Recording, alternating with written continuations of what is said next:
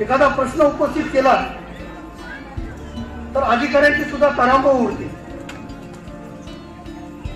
जिल्हा परिषदेच्या सर्वसाधारण सभेमध्ये मिनलताई जर उभा टाकल्या तर वरती बसलेल्या पदाधिकाऱ्या सकट अधिकाऱ्यांना घाम सुटतो की मिनलताई कुठला प्रश्न विचारतील. नरेंद्रजी मोदींच्या नेतृत्वावर विश्वास ठेवतो.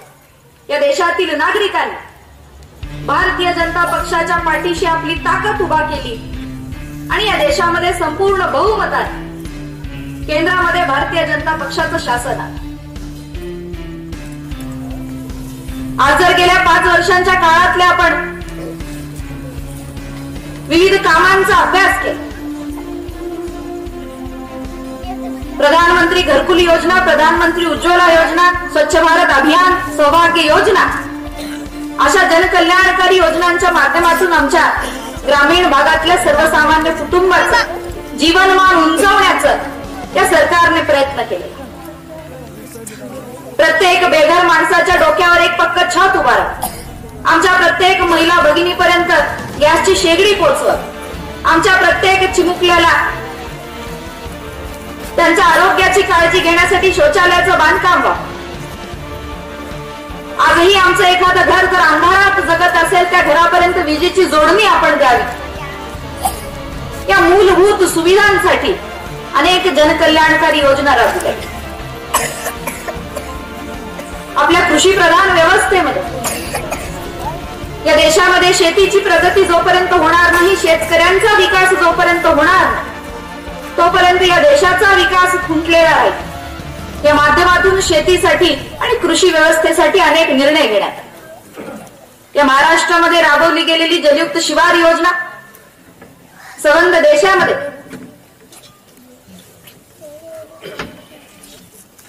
राबवली गेलेली मृदा आरोग्य योजना, आमच्या सामान्य माणसाला खताची उपलब्धता व्हावी म्हणून राबवली गेलेली नीम कोटेड युरिया योजना, प्रत्येक माणसापर्यंत सूक्ष्म सिंचनाच्या व्यवस्था अनुदानावर पोहोचल्या पाहिजे, प्रत्येक व्यक्तीला शेतीच्या आधुनिक तंत्रज्ञानासोबत आपल्याला जोडता आलं पाहिजे म्हणून राबवली गेलेली प्रधानमंत्री कृषी सिंचन योजना, प्रधानमंत्री कौशल्य विकासच्या अंतर्गत आमच्या शेतकऱ्यांना गट शेतीची प्रशिक्षण, सेंद्रिय शेतीची प्रशिक्षण, आमच्या शेतीमध्ये आम्ही जे उत्पादन करतो त्याला स्त्रोताच्या ठिकाणी आम्हाला मूल्यवर्धित करता आलं पाहिजे, आम्ही तयार केलेल्या उत्पादनाला बाजारात भाव मिळता आला पाहिजे. या माध्यमातून या कौशल्य विकास योजनेअंतर्गत गट शेती अंतर्गत आम्हाला प्रशिक्षण देण्यात आली. हे प्रत्येक पाऊल आमच्या देशातील कृषी व्यवस्थेचा सुधारणा आम्हाला कसे करता येईल या माध्यमातून हे प्रत्येक पाऊल उचलण्यात. आपल्या समोर या ठिकाणी विम्याच्या योजनांचा उल्लेख झाला.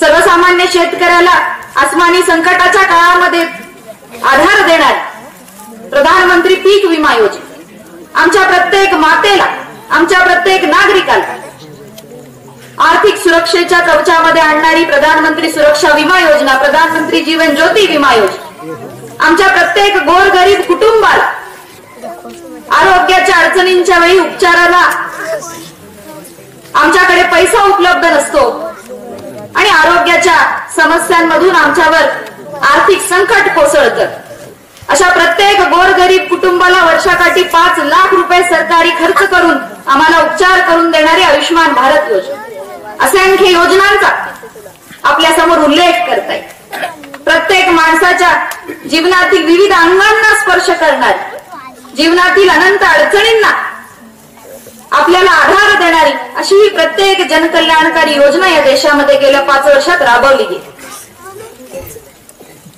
अनेक योजनांची माहिती आपल्यापर्यंत पोहोचलेली असते आणि कधी कधी आपल्यापर्यंत आपल्या जीवनामध्ये परिवर्तन घडवणारी एखादी योजना जिची माहिती आपल्यापर्यंत अजून पोहोचलेली नाही, अशा माहितीचा प्रसार देखील आम्हाला करता आला पाहिजे. म्हणून हा विकास रथाचा माता की बोलो, भारत माता की. प्रत्येक गरीब कुटुंबाला त्यांच्या उपचाराकरिता वर्षाकाठी 5 लाख रुपयापर्यंतचा खर्च हा सरकार करेल असा अतिशय महत्वाचा निर्णय घेतला. प्रत्येक निर्णय याचा फायदा या देशाच्या सर्वसामान्य नागरिकाला झाला पाहिजे हा अतिशय प्रामाणिक उद्दिष्ट समोर ठेवून काम केले. या देशाच्या तिजोरीवर या देशाच्या उत्पन्नावर पहिला अधिकार आमच्या शेतकऱ्यांचा आणि आमच्या गोरगरिबांचा आहे, हे आदरणीय पंतप्रधान नरेंद्रजी मोदींनी आपल्याला दाखवून दिलेलं आहे. याला काय अर्थ आहे मावशे?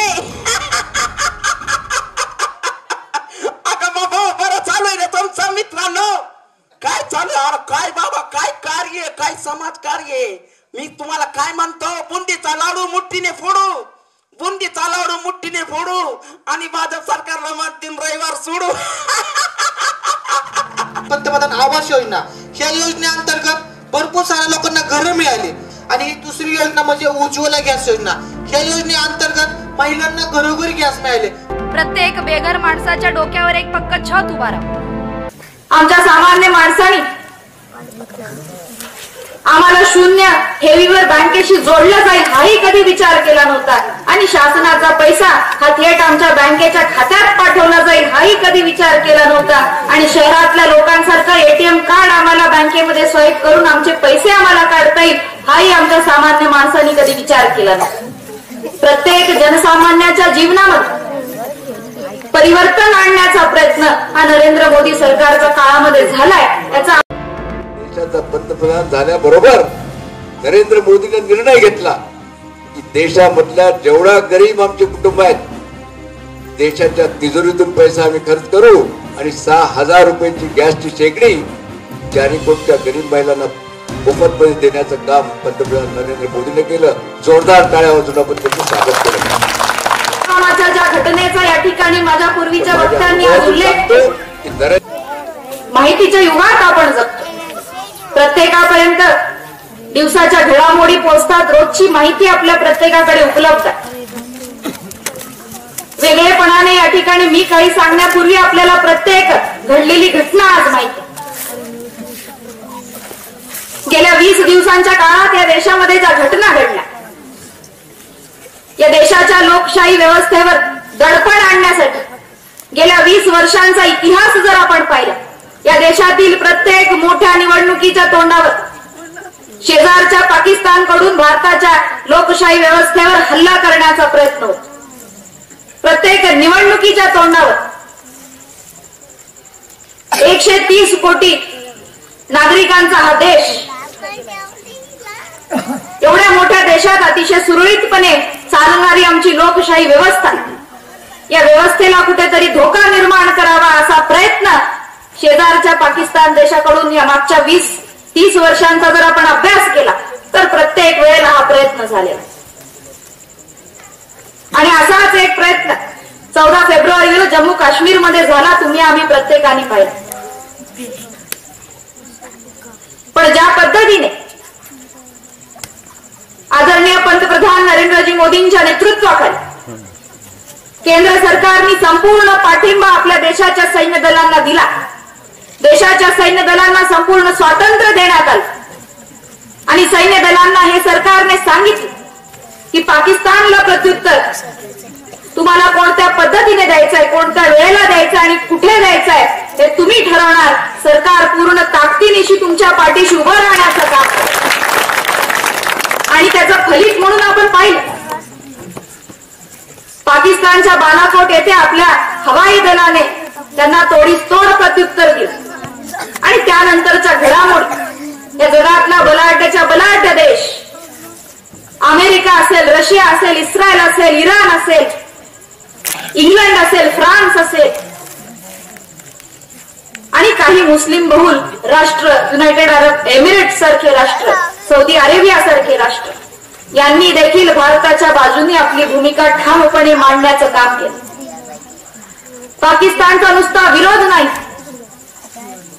भारत पाकिस्तानवर जी कारवाई करेल त्या कारवाईच्या पाठीशी आम्ही उभं राहू सांगितलं.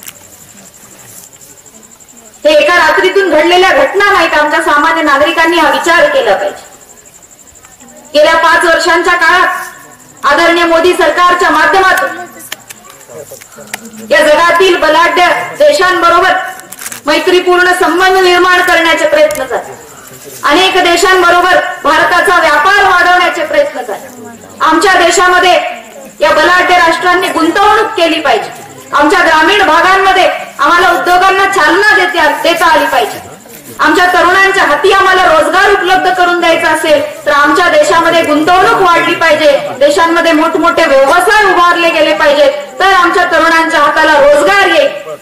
या माध्यमातून 5 वर्षांमध्ये या जगामध्ये मैत्रीपूर्ण संबंध निर्माण करण्याचं काम झालं. या भारताकडे बघण्याचा दृष्टिकोन बदलला. जगातील एक अतिशय विकसनशील राष्ट्र, जगामध्ये एक बलाढ्य व्यवस्था होण्याची ताकद ही भारतामध्ये आज जगातला प्रत्येक बलाढ्य राष्ट्र पाहू लागला आणि त्या माध्यमातून भारताला एवढ्या प्रचंड प्रमाणात प्रत्येक देशांनी पाठिंबा दिलेला. गेल्या 5 वर्षांच्या मोदी सरकारच्या काळामध्ये जी विकास कामं झाली, या देशाच्या अर्थव्यवस्थेला चालना मिळाली. नोटाबंदी सारख्या निर्णयाच्या माध्यमातून, जीएसटी टॅक्स सारख्या निर्णयाच्या माध्यमातून या देशातील काळा पैसा हा कमी करण्याचा प्रयत्न झाला. या देशामध्ये कर भरणाऱ्यांची संख्या वाढली. या देशामध्ये कराचं उत्पन्न वाढलं आणि देशाची अर्थव्यवस्था मजबूत होऊ लागली.